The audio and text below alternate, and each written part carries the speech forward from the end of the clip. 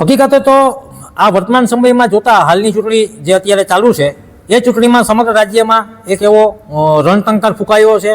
લોકોએ નક્કી કર્યું છે આ વખતે પુનરાવર્તન હવે પરિવર્તન. અમે ખૂબ થાક્યા છે, કારણ કે જે લોકોને અમે ચૂંટીને મોકલ્યા છે એ લોકો માત્ર બે વાત ઉપર ફોકસ કરે છે: માંદગી સહાય, મૃત્યુ સહાય, આઈ કાર્ડ, સનદ. આ સિવાયના કોઈ કામ કરતા નથી. હકીકતે જે સનદ લેવી એ જુનિયર વકીલોને સનદ અપાવી એક ફરજનો ભાગ છે, પણ એને સનદ મળ્યા પછી એને કોર્ટમાં પૂરતું કામ મળે, એનું પૂરતું માન સન્માન જળવાય, એને યોગ્ય વકીલાતના ક્લાસ ચલાવવામાં આવે, એને પરીક્ષામાં મદદ કરવામાં આવે. થોડા સમય પહેલાં રાજકોટમાં ઓલ ઇન્ડિયા બાર એક્ઝામ લેવાય 2 વર્ષ પહેલાં, ત્યારે એક ટેલિગ્રામ ગ્રુપના માધ્યમથી ચોરીનો એક બનાવ બનેલ. ત્યારે કમિટીએ કોઈપણ જાતની ખરાઈ કર્યા વગર રાજકોટ કેન્દ્ર ખાતે પરીક્ષા આપનારા તમામ વિદ્યાર્થીઓને નાપાસ કરેલા. હકીકતે આ બધા વિદ્યાર્થીઓ દોષિત નહોતા. ક્યાંક ને ક્યાંક ચોરી થઈ હતી એવું સ્ટિંગ ઓપરેશન થયેલું, પણ બધા વિદ્યાર્થીઓ દોષિત નહોતા. છતાં પણ કમિટીએ તમામ વિદ્યાર્થીઓને એક સાથે દોષિત ગણી અને બધાને એક પરીક્ષા સુધીની સજા કરેલી. આ ખૂબ મોટો અન્યાય અમારા જુનિયર વિદ્યાર્થીઓ પર થયેલો. ત્યારે બાર કાઉન્સિલના કોઈ પણ સત્તાધીશો દ્વારા આ બાબતમાં લડત કરવામાં ના આવેલી, ના તો કોઈ જુનિયર વકીલોની પડખે ઊભા રહી રજૂઆત કરવામાં આવેલી. એવી જ રીતે ગયા વખતે એક્ઝામ લેવાની થોડા સમય પહેલાં અમારે 100 માર્ક્સનું પેપર હોય છે, જેમાં પાસ થવાનો રેશિયો 40 માર્ક અને 45 માર્ક હોય છે. અનામતના કેટેગરી લાગુ પડતી હોય, અનામતના ધોરણ. એક્ઝામ જ્યારે લેવાય ત્યારે 100 માર્ક્સ હોય છે, પછી 7 પ્રશ્નો રિમૂવ કર્યા, એને કાઢી નાખ્યા હતા. તો 93 માર્ક્સનું પેપર થયું, છતાં પણ પાસ થવાનો રેશિયો જે છે એમાં કોઈ પણ જાતનો ઘટાડો કરવામાં આવેલી. તો રાજ્યમાં મોટા ભાગના વિદ્યાર્થીઓ 1-2 માર્ક્સે નાપાસ થયેલા છે.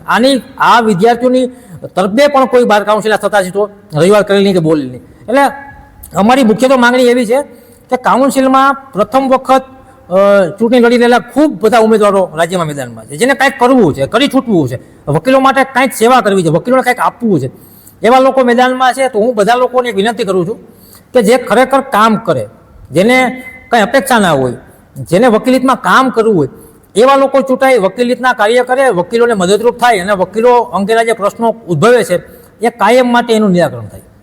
કેટલા વકીલો ચૂંટણી લડી રહ્યા છે, કેટલી સ્ત્રીઓ, કેટલા પુરુષો અને કઈ પ્રકારે મતદાન થશે?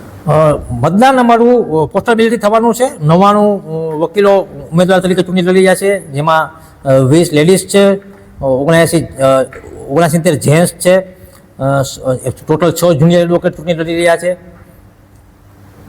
ઓકે, શું કહેશો આવનારા સમયની અંદર તમને એવું લાગે છે કે બાર કાઉન્સિલિંગમાં ક્યાંક ને ક્યાંક પરિવર્તન થશે? જો બાર કાઉન્સિલની ચૂંટણીમાં આ વખતે પરિવર્તન નહીં થાય અને સત્તાધીશો જે બેઠેલા ફરી વખત ચૂંટાશે, તો અમારી વકીલાત ઉપર ખૂબ મોટો પ્રશ્ન થવાનો છે.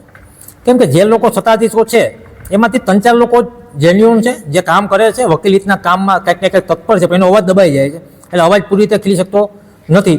તો જે ફ્રીડમથી કામ કરી શકે, જેને વકીલ હિત હૈયે હોય, જે કોઈ પણ જાતના જ્ઞાતિ, જાતિ, પ્રાંત, કોઈ વિસ્તારના પ્રતિનિધિ થવા કરતાં રાજ્યના પ્રતિનિધિ થાય અને સમગ્ર વકીલોનું કલ્યાણ કરે, એવી મારી વિનંતી છે. રોહિતભાઈ, ખાસ કરીને આ વખતે જે બોર્ડ અત્યારે કામ કરી રહ્યું છે, જે વકીલ મંડળ બાય એસોસિએશનના હોદ્દેદારો છે, એની સામે શું તમે કહેશો?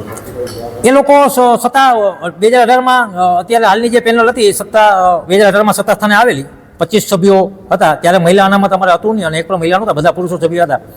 એ લોકો વકીલો પ્રશ્ને નિષ્ફળ નીવડ્યા છે. વકીલોની જે મુખ્ય માંગણીઓ હોય છે, અમારી મુખ્ય માંગણી એટલી જ છે: નામદાર ગુજરાત હાઈકોર્ટની બેન્ચ રાજ્યના દરેક મુખ્ય ઝોનમાં આવે, જેમ કે સૌરાષ્ટ્ર ઝોન આવે, નોર્થ ઝોન સુરત આવે, મહેસાણા આવે, બધીની પેટા કચેરીઓ આવે, એમાં ગુજરાતી ભાષા અમલી બને. રાજ્યની દેશની અનેક નામદાર હાઈકોર્ટની બેન્ચોમાં સ્થાનિક ભાષા ને પરવાનગી છે, સ્થાનિક ભાષામાં તમે વકીલાત કરી શકો, પરંતુ નામદાર ગુજરાત હાઈકોર્ટમાં ગુજરાતી ભાષાને સમાવેશ કરવામાં આવેલ નહોતો.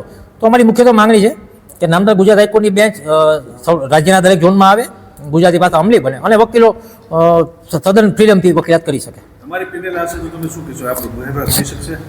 આ વખતે બાર કાઉન્સિલ ગુજરાતની ચૂંટણીમાં કોઈ પણ જાતની કોઈ પેનલ લડતી નથી, બધા ઇન્ડિપેન્ડન્ટ રીતે લડે છે. મોટાભાગના યુવાન વ્યક્તિઓ છે, 6 અમે જુનિયર લોકો લડીએ છીએ. જે અમારી જુનિયર કેટેગરી એટલે અમારી 10 વર્ષથી નીચેની જે વકીલાત હોય છે એ લોકો જુનિયર કેટેગરીમાં આવે છે.